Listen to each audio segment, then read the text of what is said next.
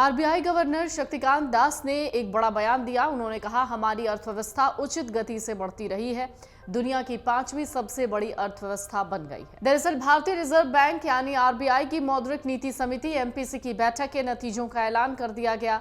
Governor Shaktikanta Das ने बीते 8 अगस्त को शुरू हुई 6 सदस्यीय एमपीसी बैठक में लिए गए निर्णयों के बारे में जानकारी देते हुए कहा कि इस बार भी नीतिगत दर यानी रेपो रेट को यथावत रखा गया है, यानी कोई बदलाव नहीं हुआ है।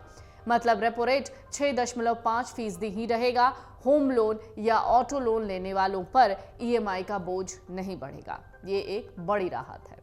आरबीआई गवर्नर शक्तिकांत दास ने रेपो रेट में कोई बदलाव न किए जाने का ऐलान करने के साथ दावा किया, भारत सही ट्रैक पर आगे बढ़ रहा है और आने वाले समय में ये दुनिया का ग्रोथ इंजन बनेगा।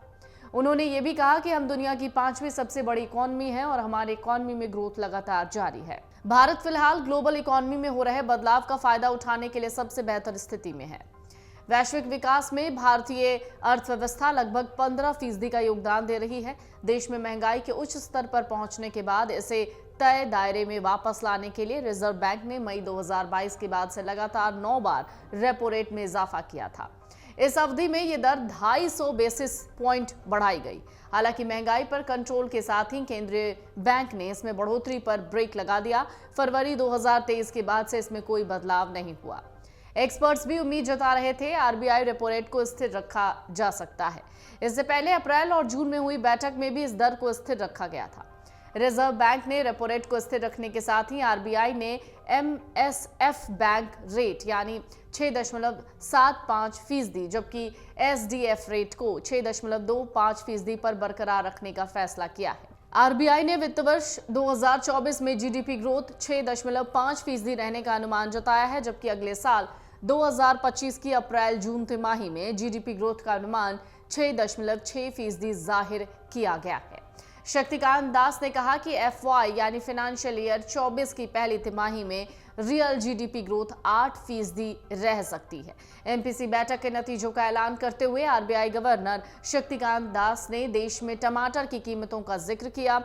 उन्होंने कहा, टमाटर समेत बाकी सब्जियों की कीमतों में बढ़ोतरी ने आम लोगों के साथ ही पॉलिसी मेकर्स की भी चिंता बढ़ा दी।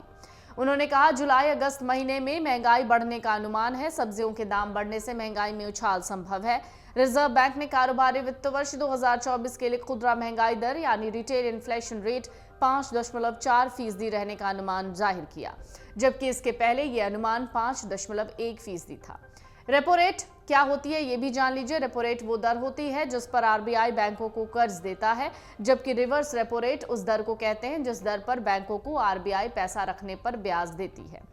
रेपो रेट के कम होने से लोन की ईएमआई घट जाती है, जबकि रेपो रेट में बढ़ोतरी से ईएमआई में भी इजाफा देखने को मिलता है। जब देश में महंगाई आरबीआई के तय दायरे से बाहर जाती है तो फिर इसे कम करने के मकसद से रेपो रेट में इजाफे का फैसला लिया जाता है। भारतीय रिजर्व बैंक महंगाई दर पर काबू पाने के लिए रेपो रेट बढ़ाता है और लोन महंगे हो जाते हैं।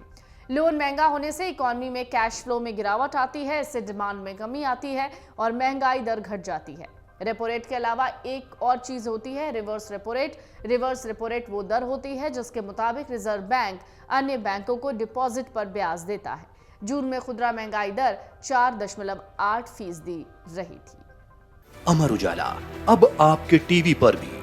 अपने स्मार्ट टीवी पर यूट्यूब पर सर्च करें अमर उजाला, चैनल सब्सक्राइब करें और देखें ताजा खबरें, वो भी एचडी क्वालिटी में। और हाँ, बेल आइकन दबाना ना भूलें ताकि हर खबर हो आपके घर।